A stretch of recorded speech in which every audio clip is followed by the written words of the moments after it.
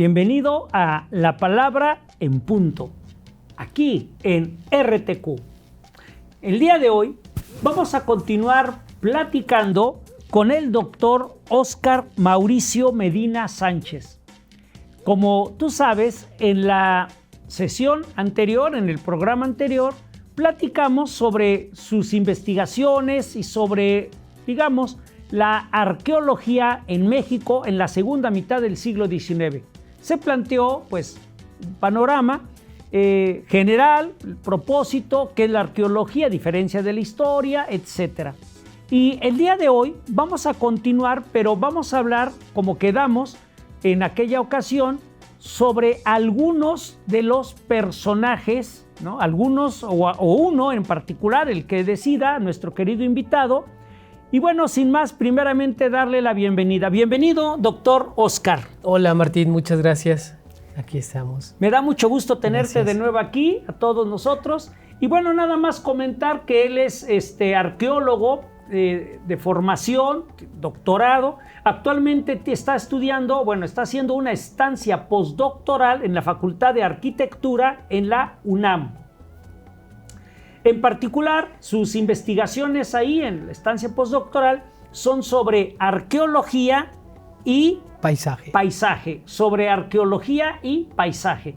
Entonces, pues es una persona muy conocedora en estos temas y sin más, me gustaría directamente preguntarte, como quedamos la sesión pasada, ¿no? De hablar sobre alguno de estos hombres que vinieron de Europa. ¿Sobre quién quieres platicar que creas que es muy significativo para que nuestra audiencia comprenda mejor la segunda mitad del siglo XIX desde la arquitectura? Desde la arqueología, Sí. perdón. Bueno, hay muchos exploradores, Martín, y que me han llamado la atención a lo largo de mis investigaciones. De hecho, mi tesis de licenciatura es sobre un francés y la maestría también, pero me viene a la mente un explorador alemán llamado Theobald Mahler. Theobald Mahler tiene una historia muy interesante porque en la segunda mitad del siglo XIX, Theobald Mahler nace hacia 1847 y muere en 1917, más o menos. 1842, 1917, Theobald Mahler viene a México, es un chico de 22 años. Muy joven. Fue huérfano de madre. Su padre lo trataba muy mal, era muy exigente con él en términos académicos, personales. Era un hombre muy duro, su papá.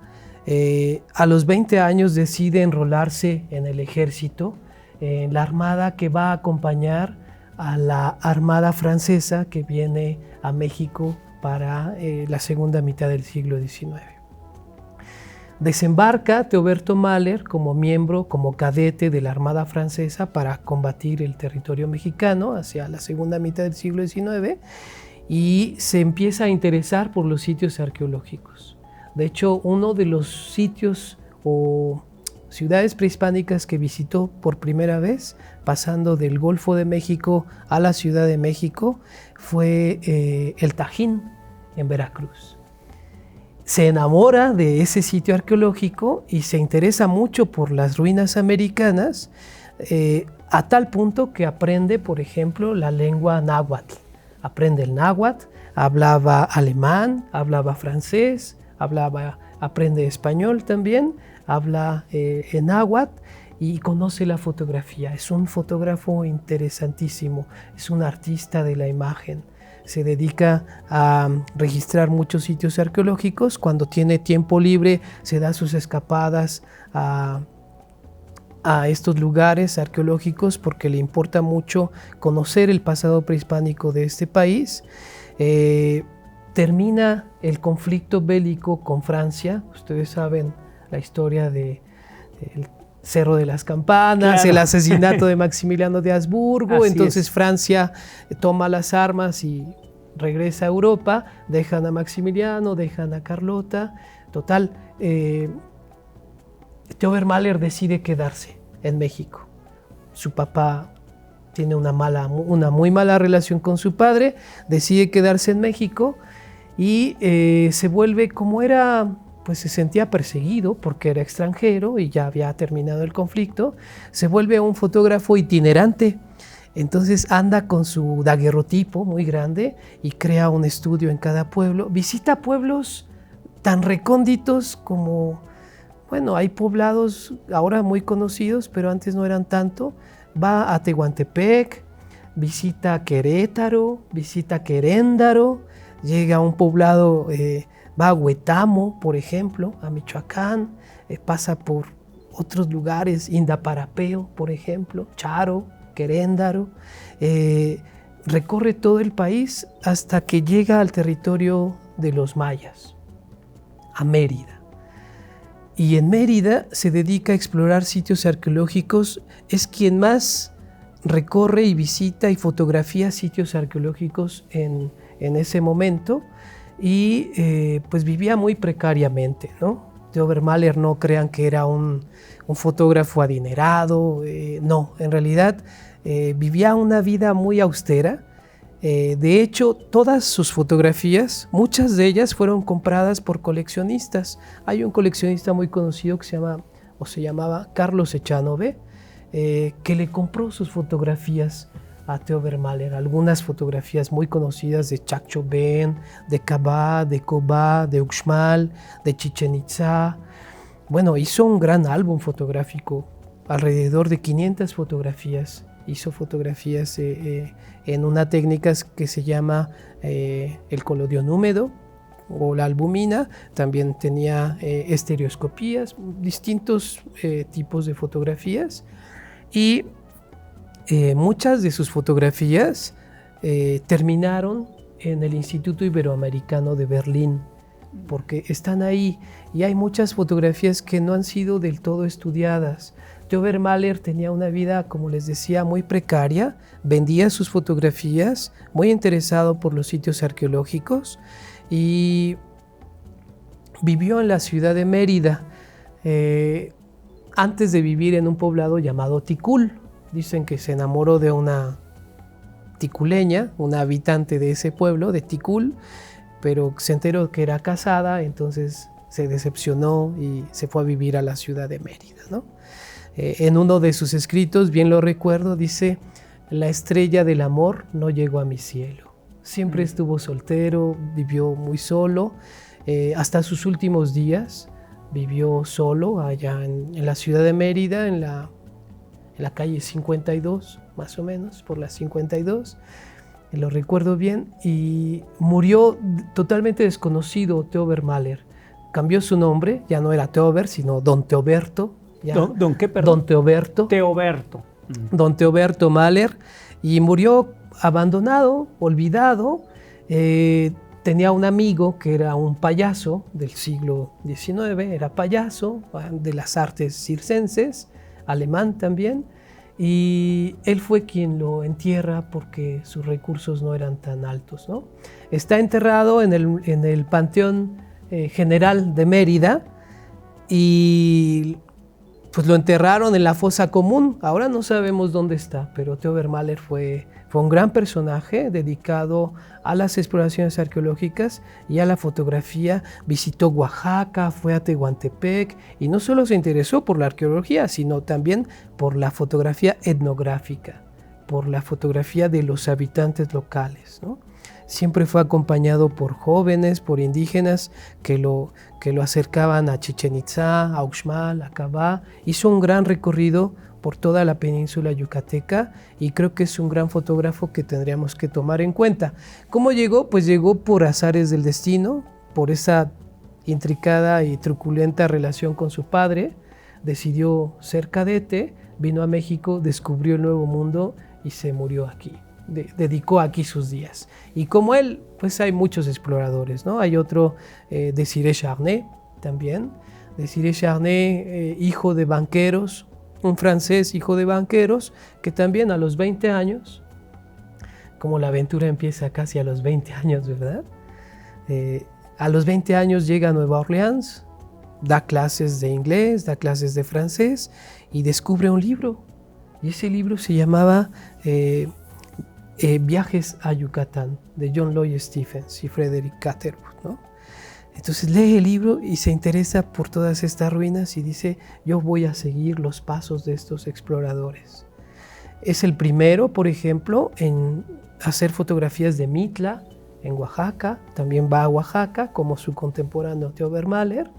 Van a Uxmal, llega a Chichén Itzá, pasa por muchísimos sitios arqueológicos y él sí hace un álbum de alrededor de 400 fotografías que ahora está estaba en el Museo del Trocadero en París y ahora está en el Museo del Quai Branly en la ciudad de París y se llama El Álbum Mexicano. Está llena de fotografías arqueológicas que fueron difundidas en el siglo XIX y que despertaban el interés de todos esos habitantes europeos, ¿no? Pero que también despertaban el interés de eso es mío, yo soy mexicano y eso me pertenece. Y a partir de ese momento también de la presencia de los exploradores, pues surgen estas leyes, las leyes sobre la conservación del patrimonio, ¿no? Esperen, no se lleven todo, porque todo esto pertenece a los mexicanos y es parte del patrimonio. O sea, yo creo que esa presencia es muy interesante. Desiré Charnay, soltero también, tiene varios libros, tiene varios artículos que ha escrito, publicó y tiene libros. Uno de ellos se llama Las antiguas ciudades del Nuevo Mundo, otro que escribió se llama Ciudades y ruinas americanas, y llega a Palenque, vive en Palenque y describe pues el ruido de los monos araña, los jaguares, este sentido literario muy romántico, muy de aventura, que hace un boom en la literatura de la época europea, ¿no? Desiré Charnay hace un recorrido, fíjate Martín, por el Templo de las Inscripciones en Palenque y no descubre el entierro de Alashwinik Pakal, ¿no? O sea, nadie se da cuenta de que allá adentro hay alguien enterrado. Hasta 1952 llega Alberto Ruz y descubre ese gran hallazgo arqueológico que es muy interesante, que está en el Museo de Antropología y que encontraron, in situ en Palenque. De hecho, es un hallazgo tan importante que el arqueólogo Alberto Ruz pues decide morir a un lado de Pakal, ¿no? Cuando yo me muera, quiero que me entierren a un lado del rey Pakal. Fallece Alberto Ruz, le construyen su capilla, ponen ahí sus cenizas, pero ahora Alberto Ruz está solo porque pues Pakal se lo llevaron al Museo de Antropología, ¿no? Ya no están juntos. De hecho, Desiré Charnay visita Palenque y toma unas fotografías increíbles porque paga a los indígenas para que liberen la vegetación y realiza fotografías inéditas, increíbles.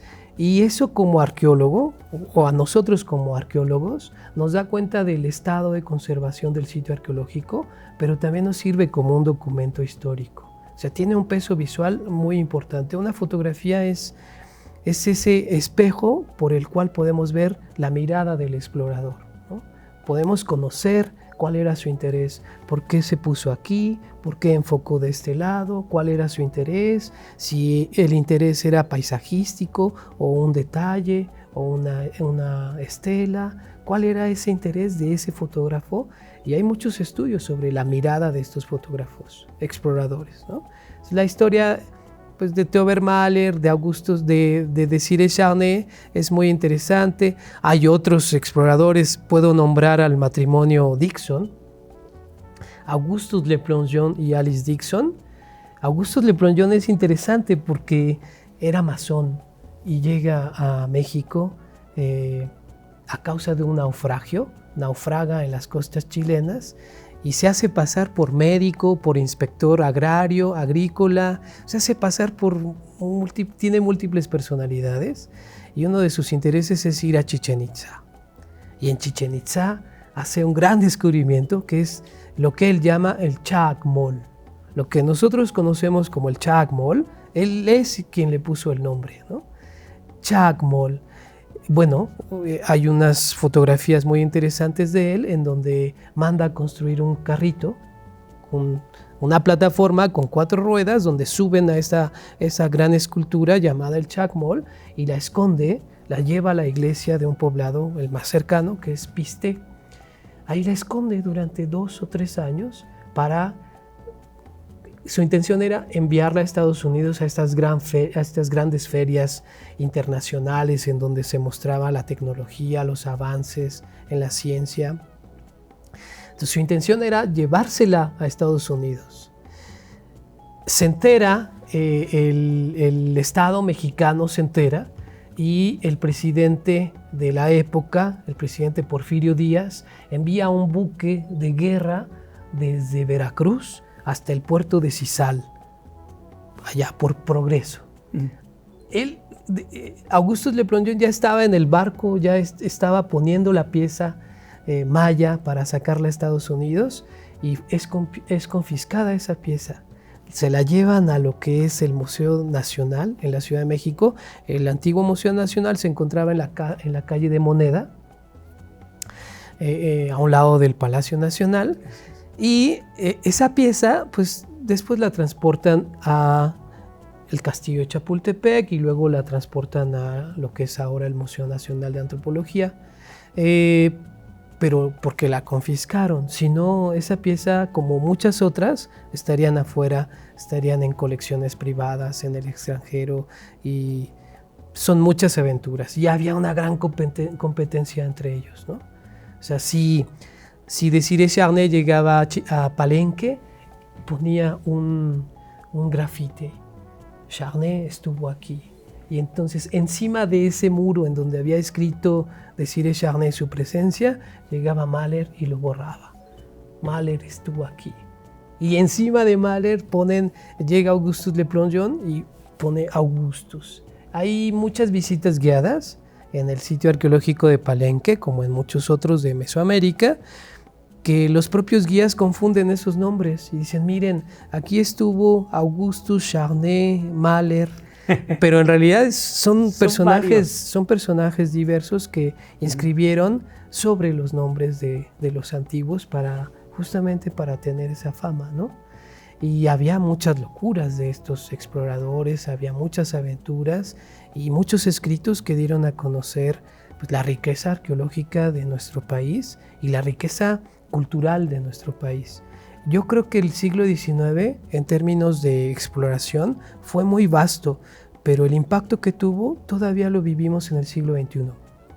Es decir, estos extranjeros europeos que vienen a conocer México tienen esa herencia visual, eso han leído, eso han visto, y vienen a corroborar el exotismo y la riqueza de este país en términos arqueológicos, culturales e históricos.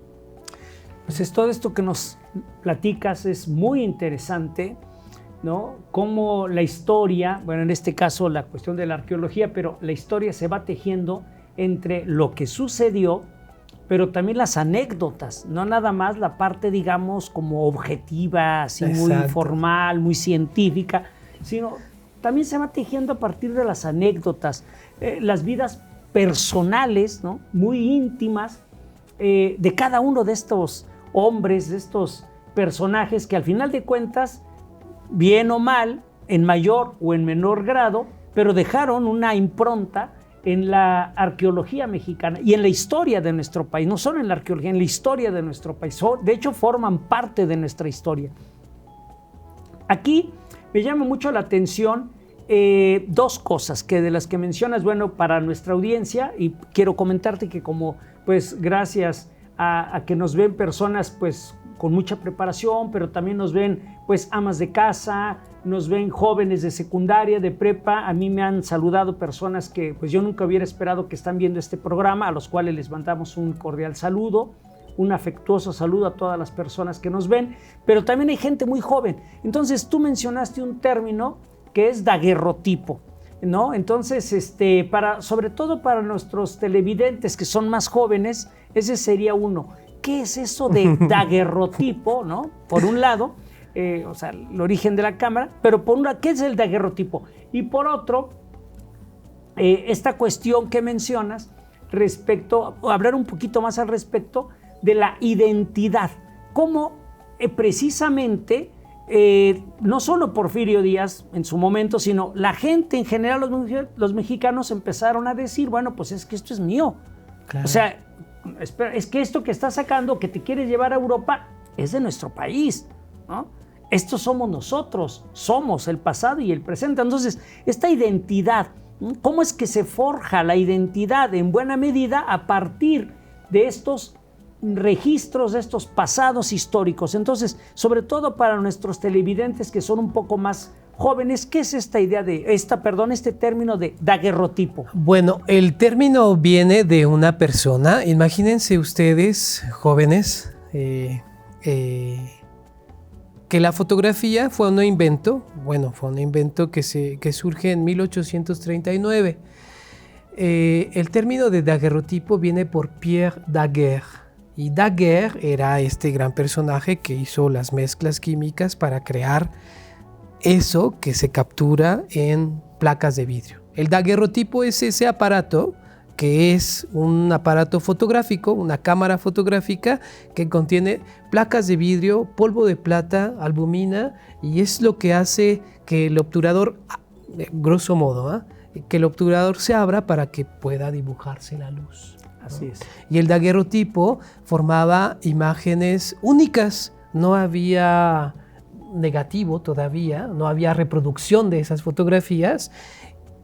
Entonces imagínense ese daguerrotipo, el primer daguerrotipo pesaba alrededor de 70 kilos. Hay exploradores que llegaron con 1800 kilos de equipaje. ¿Se imaginan 1800 kilos de equipaje entre placas de vidrio, colodión húmedo, los químicos, el aparato? 1800 kilos de equipaje, y fueron asaltados por los bandidos de Río Frío. Por ejemplo, el caso de Desiré Charnay, el cual comenté, tuvo que esperarse 3 años en la Ciudad de México, una vez que fue asaltado, para conseguir sus químicos y partir hacia territorio maya, por ejemplo, ¿no? Y en términos de nacionalismo, creo que justamente es eso, el despertar de ese concepto a partir del reconocimiento de un pasado material, ¿no? Yo tengo un pasado y eso me reconoce. Yo pertenezco a una cultura, no importa si soy mexica, azteca, tarasco, totonaco, otomí, soy de aquí y es un gran territorio, soy mexicano, y eso que está allá, aunque sea maya, me refleja y me representa. Y creo que eso tiene mucho que ver con la parte de nuestro nacionalismo, ¿no? Y patriotismo. Claro, sí, totalmente. Y bueno, ahorita mencionas a los bandidos de Río Frío, que después van a ser llevados a cabo en una novela por Manuel Paino, exacto, el clásico novelista del siglo XIX, Manuel Paino. Y para concluir, fíjense qué importante es lo que nos dice nuestro querido invitado, el doctor Oscar, respecto de la identidad. Más allá de que si en ese momento alguien es mexica, tzotzil, celtal, tojolobal, no sé, paypay, náhuatl o mestizo, como era el momento, los términos de aquel momento. Bueno, más allá de eso es que todos somos mexicanos. Y si se están llevando una pieza maya, nos importa también a los del centro y a los del norte. Y si es una pieza del Tajín, también les importa a los del otro lado de la costa o los del sureste. Llega un momento en que toda esta riqueza arqueológica da cuenta de una identidad forjada a través del pasado y matizada en el presente. Ese es un gran aporte de la arqueología. Vernos como mexicanos, en este caso, digamos, con una identidad desde los objetos, los lugares, digamos, los sitios hoy llamados arqueológicos. Y bueno, pues es un tema que da para más, ¿no? Sí. En algún momento me gustaría también que pudiéramos platicar sobre otro tema también en arqueología, sobre claro que tus sí. investigaciones en urbanismo, en el paisaje arqueológico. Más que urbanismo, es paisaje arqueológico, etcétera. Pero por el momento no nos queda más que despedirnos. Muchas gracias, estimado a ti, Martín. Oscar. Muchas gracias a todos ustedes. Los esperamos cordialmente en una siguiente emisión de La Palabra en Punto, aquí en RTQ. Hasta entonces.